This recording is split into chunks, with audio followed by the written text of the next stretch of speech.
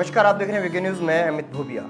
आज हम आपको एक ऐसे आंदोलन के बारे में बताएंगे जिसे महात्मा गांधी की बहुत बड़ी भूल मानी जाती है। ये भूल क्या थी, ये आंदोलन क्या था, आज हम आपको बताएंगे।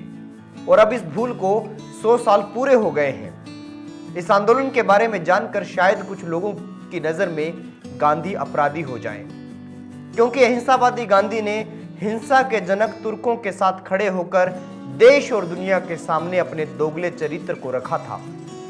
इस आंदोलन का नाम है खिलाफतनामा आंदोलन, जिसमें गांधी ने भाग लिया। इसका उद्देश्य था तुर्की में इस्लाम के खलीफा सुल्तान की गद्दी और उनका साम्राज्य बचाना। मई 1919 से खिलाफत सभाओं में गांधी जी के भाषण शुरू हुए। खिलाफतवादियों ने 17 अक्टूबर 1919 को खिलाफत दिवस मनाया। उसका गांधी जी ने खूब प्रचार किया। दिल्ली में 23 नवंबर 1919 को अखिल भारतीय खिलाफत कॉन्फ्रेंस हुई, जिसकी अध्यक्षता गांधी जी ने की। जब गांधी जी खिलाफत आंदोलन चला रहे थे, उसी समय तुर्क खुद उसे खत्म कर रहे थे। दोस्तों, आम आदमी भी समझ सकता है, सामान्य बुद्धि वाला भी ये बात समझ सकता है कि खिलाफत आंदोलन का उद्देश्य समर्थन करने योग्य नहीं था। तुर्की साम्राज्य बनाए रखने, वहां के खलीफा को बचाए रखने का मतलब था कि कई देशों को तुर्की का उपनिवेश बनाए रखना। पर गांधी जी ने यंग इंडिया में 2 जून 1920 में लिखा, मेरे विचार से तुर्की का दावा न केवल नैतिक एवं न्यायपूर्ण है, बल्कि पूर्ण नियोजित है। मैं ये विश्वास नहीं करता कि तुर्क निर्बल, अक्षम और क्रूर है। लेकिन दोस्तों, गांधी की ये बात भी गलत थी, क्योंकि तुर्कों ने आर्मेनिया जनसंहार 1915 में किया था, जिसमें गांधी के प्यारे तुर्कों ने 10 से 15 लाख आर्मेनियाई लोगों को मार दिया था। लेकिन गांधी उन्हें दयालु कह रहे थे कि वो क्रूर नहीं है। 15 लाख लोगों को मार दे, अगर वो क्रूर नहीं है तो शायद इस दुनिया में कोई क्रूर हो ही नहीं सकता। डॉक्टर बाबा साहब भीमराव अंबेडकर ने अपनी पुस्तक थॉट्स ऑन पाकिस्तान 1940 में लिखा, सच्चाई यह है कि असहयोग आंदोलन का उद्गम खिलाफत आंदोलन से हुआ, न कि स्वराज के लिए कांग्रेसी आंदोलन से। खिलाफतवादियों ने तुर्की की सहायता के लिए इसे शुरू किया और कांग्रेस ने खिलाफतवादियों की सहायता के लिए इसे अपनाया। उसका मूल उद्देश्य स्वराज नहीं बल्कि खिलाफत था, और स्वराज का गौण उद्देश्य बनकर उसे जोड़ा गया ताकि हिंदू भी उसमें भाग लें। इसी प्रकार एनी बेसेंट भी कहती हैं कि खिलाफत गांधी एक्सप्रेस का तूफान चला, ये आंधी ऐसी चली कि कांग्रेस की पिछली परंपराएं झट में उड़ गई। दोस्तों, गांधी जी ने खिलाफत को मुसलमानों की गाय कहकर हिंदुओं को प्रेरित किया। यानी जैसे हिंदू गाय की पूजा करते हैं, उसी तरह मुसलमान अपने खलीफा को पूजते हैं। जबकि सच तो यह था कि दुनिया भर के मुसलमान खलीफा से अपना पीछा छुड़ाना चाहते थे। अरब के मुसलमान तुर्की के खलीफा से मुक्ति चाहते थे।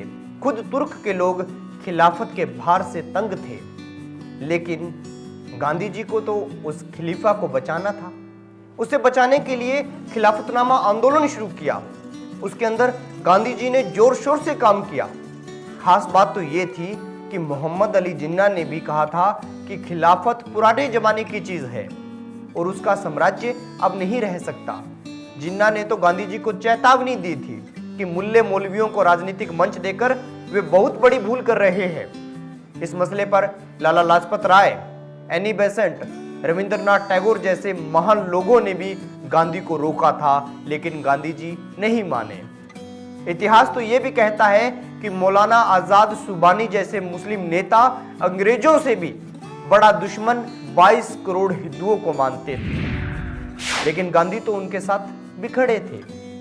उस आंदोलन में गांधी इतना घुस चुके थे कि इस्लाम के खलीफा को बचाने के चक्कर में वे भारत को भूल गए।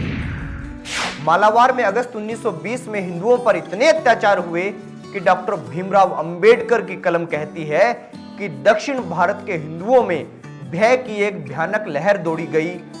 किंतु गांधी जी ने उन अत्याचारों की निंदा करने की दूर की बात, उनकी प्रशंसा की। उन्होंने कांग्रेस को भी इस अत्याचार को रोकने के लिए कोई प्रस्ताव लाने से रोका, ताकि मुसलमानों की भावना को आघात न पहुंचे। क्योंकि गांधी जी बस मुसलमानों को इस आंदोलन से जोड़े रखने के लिए ये सब करते रहे।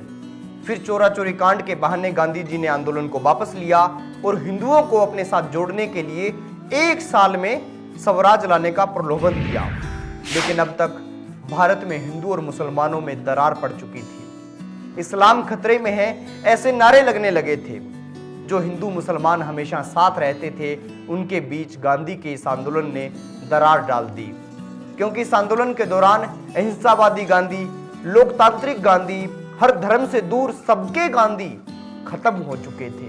वो गांधी मर चुके थे क्योंकि वे केवल तुर्की के खलीफा और कुछ खिलाफत आंदोलन का समर्थन करने वाले मुसलमानों के हो चुके थे। गांधी को ना अरब के मुसलमानों की याद आई, ना भारत के हिंदुओं की। तो दोस्तों, इस आंदोलन के संदर्भ में आप गांधी को किस नज़र से देखते हैं, कमेंट बॉक्स में जरूर बताएं। वीडियो अच्छा लगे तो लाइक करें, शेयर करें और खबरों से जुड़े रहने के लिए हमारे चैनल को सब्सक्राइब करें। देखते रहिए वीके न्यूज़।